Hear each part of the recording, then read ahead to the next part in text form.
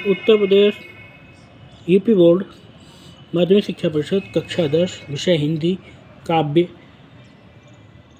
में 3 पद हिंदी काव्य पाठ 2 तुलसीदास के अंतर्गत धनुष भंग में 2 पद पूर्ण हो चुके हैं। तृतीय पद प्रस्तुत है। इसमें राजा जनक की पत्नी अर्थात सीता की माता ने जब राम को देखा तो उनको यह संशय हुआ कि क्या यह सुकुमार बालक जिस धनुष को तोड़ने में रावण जैसे महावीर भी विफल रहे हैं, उसको ऐसे उस धनुष को क्या यह राम जैसा सुकुमार बालक तोड़ पाएगा। तब रानी की सखियाँ अर्थात सीता की माता की सखियाँ उनको समझाने लगी और बोली, काम कुसुम धनुषायक लीन्हे सकल भुवन अपने बस कीन्हे। काम कुसुम धनुषायक लीन्हे, इन राम ने धनुष को उसी प्रकार से धारण कर लिया है जैसे कामदेव अपने कुसुम धनुष अर्थात पुष्पों से निर्मित धनुष को धारण करता है।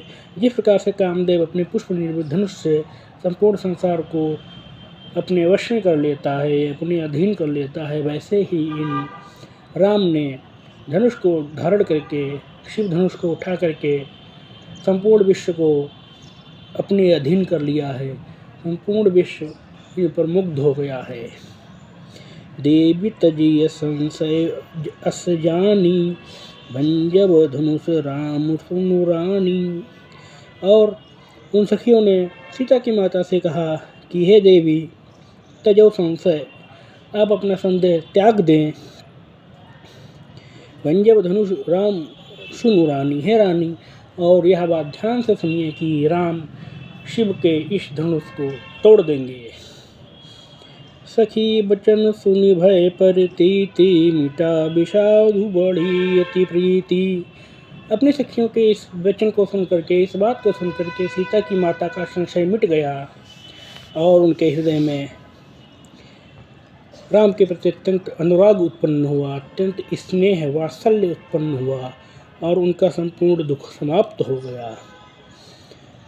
तब राम ही विलोकि वैदेही सभय हृदय बिनबति यही तेहि। तब राम को वैदेही अर्थात सीता जी ने देखा। सभय हृदय बिनबति यही तेहि, और उस समय सीता जी का हृदय भय और विनय से परिपूर्ण था, अर्थात अत्यंत भय और विनय इन दोनों भावों से मिश्रित होकर के सीता जी ने राम को देखा। मन ही मन मनाओ अकुलानी हो प्रसन्न महेश भवानी। और सीता जी मन ही मन विचलित हैं, व्याकुल हैं। उनको यह संशय है कि क्या राम धनुष को तोड़ पाएंगे, और राम की सफलता के लिए मन ही मन शिव और पार्वती की प्रार्थना स्तुति आदि करने लगी। करहु सफल आपन सेवकाई। उन्होंने कहा कि हे शिव और पार्वती, मैं आपकी पूजा करती हूँ, अतः आप मुझ सेवक द्वारा की जाने वाली सेवा को सफल करिए। करहितु हरहु चाप गरुआई, और आप हमारा हित करिए तथा ये धनुष इतना भारी है, इसका भारीपन दूर कर दीजिए, इसको अत्यंत हल्का बना दीजिए ताकि राम इस धनुष को सरलता से उठा और तोड़ सकें। गणनायक वरदायक देवा आजु लगे कीन्हु तुअ सेवा। और उन्होंने प्रथम पूज्य गणेश जी की स्तुति करते हुए, प्रार्थना करते हुए कहा कि हे गणनायक, हे गणेश, आप श्रेष्ठ देव तथा शीघ्र ही वर प्रदान करने वाले हैं।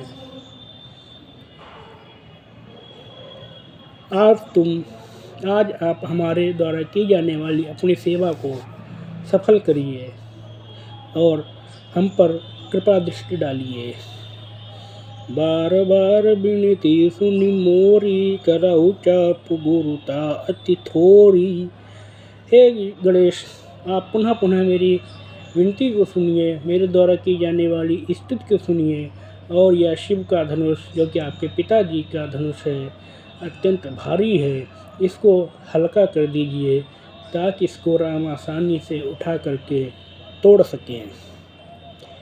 देखि देखि रघुवीर तन, सुर मनाओ धरि धीर, भरे विलोचन प्रेम जल, पुलकावली शरीर। देखि देखि रघुवीर तन, सुर मनाओ धरि धीर। देख देख रघुवीर तन, राम के सुंदर शरीर को पुनः पुनः देख करके सुर मनाओ।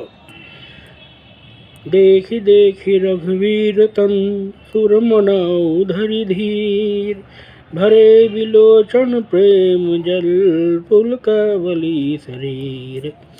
देख देखी रघुवीर तन, सीता जी राम के सुंदर शरीर को पुनः पुनः देख करके सुर मनाओ धरि धीर, अपने मन में धैर्य धारण करके अत्यंत धैर्य पूर्वक अपने आराध्य देवों की स्तुति करने लगी, उनकी प्रार्थना करने लगी। मन ही मन उनको अपने अनुकूल बनाने के लिए विभिन्न प्रकार की मनौतियाँ मानने लगी।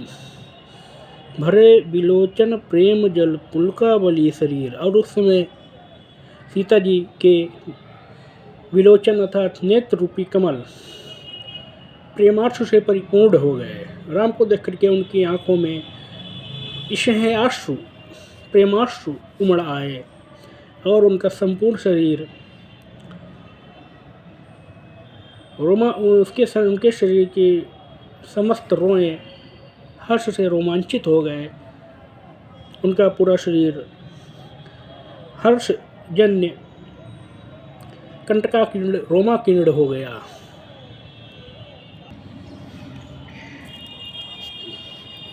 अब आगे का वर्णित है।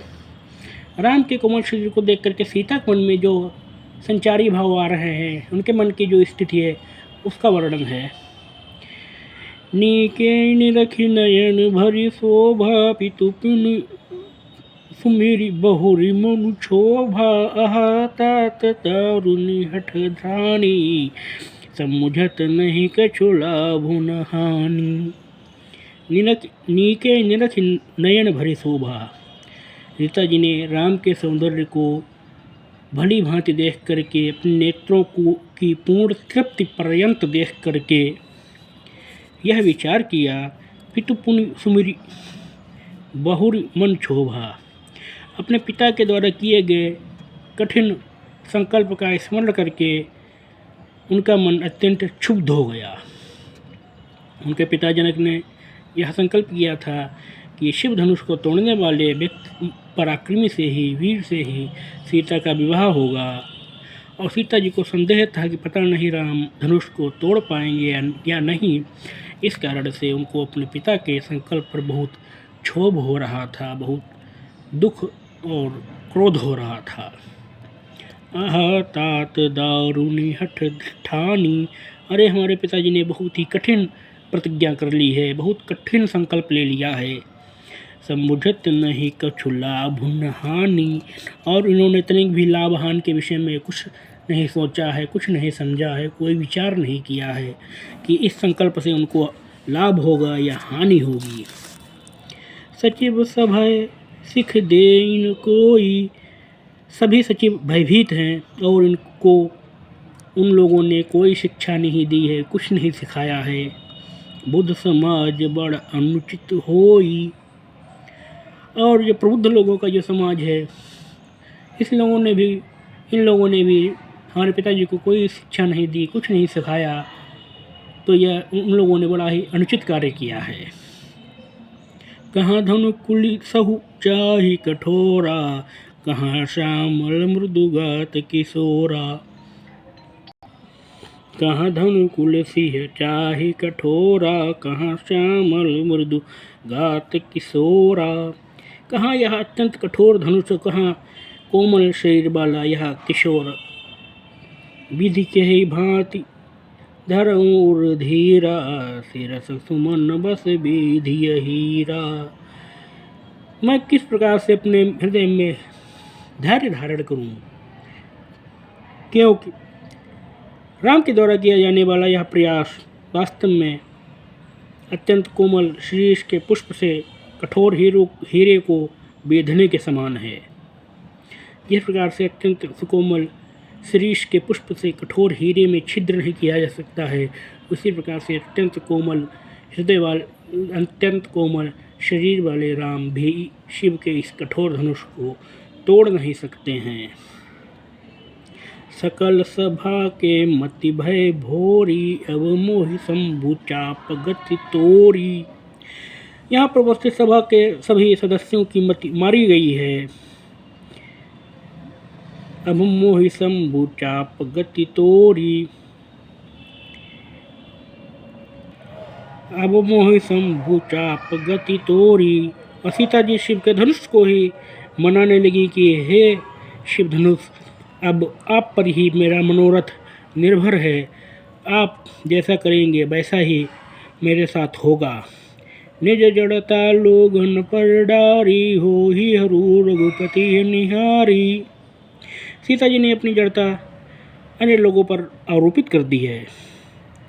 हो ही हरहु रघुपति ही निहारी, और उन्होंने राम को इस भाव से देखा कि हे रघुवीर, अब आप ही इसका समाधान करिए।